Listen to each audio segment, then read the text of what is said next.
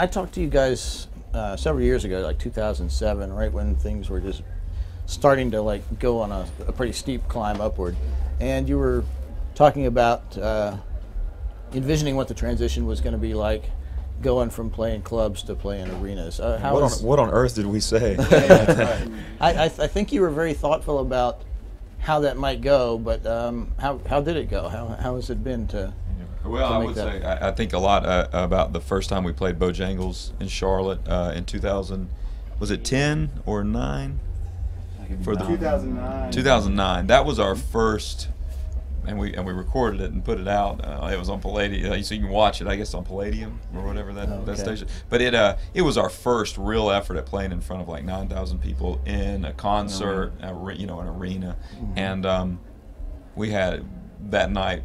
By the end of the night, we realized we had a lot to learn about the energy of a room that size and what it takes physically, and sort of the spirit of the room and the spirit of the performance was going to have to be developed over time. So it was a little more of a problem that was going to need to be solved than I think we anticipated. But over time, I feel like the energy that we use for it has been adjusted, and it can still be adjusted to smaller rooms when we play in smaller rooms, which we do occasionally. And I think we're just more aware of it, and who knows where it goes from here? The changes. But there was a shift in gears of energy and how we engage and release it. And for playing, a big festival like this, I think part of it's probably that you have more people too, right? On stage, we yeah. do, and that is a big part of the power and the impact of what we can deliver. Yeah, absolutely. That said, even though you need that for a show like here in Zilker Park, you do still have opportunities to play smaller places. Like on Monday night, you're taping Austin City Limits again. Yeah. Is it good to have the opportunities to play smaller rooms like that? It is good. I think it's good for us to keep variety as a constant element, as it's always been.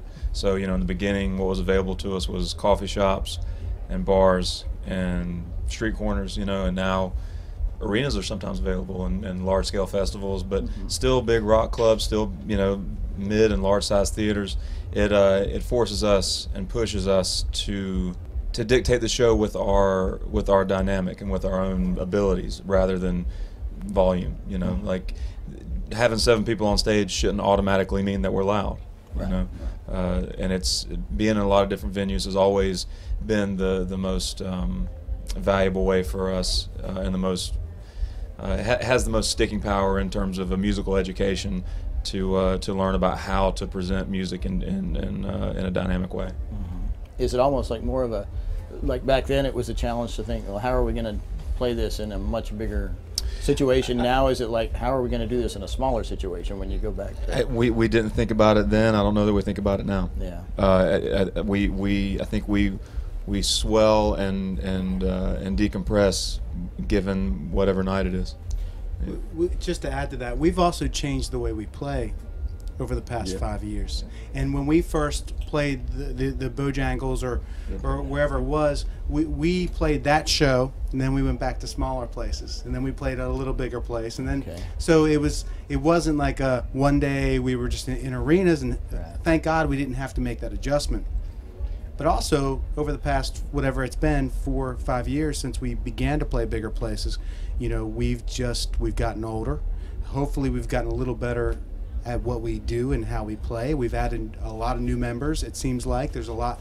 We have many more dynamics to draw from in the live performance. So it's kind of everything's gone into that transition, and then when you take it to a smaller room, it's easier to go from a big room to a smaller room dynamically than it is, I think, to go from a small room to a big room. do you have any thoughts about what you might do differently on the taping on Monday night compared to what you did 5 years ago? Well, actually, I haven't reviewed the old one. I'm sure the working set list has changed quite a bit since the last time we recorded. I think that it has, and the most important thing for us to do is to a cliche-sounding thing to recite here is to just do what we do, is to find those pieces that work and the dynamics that work and do those, because that's the snapshot of what we are now as a live band.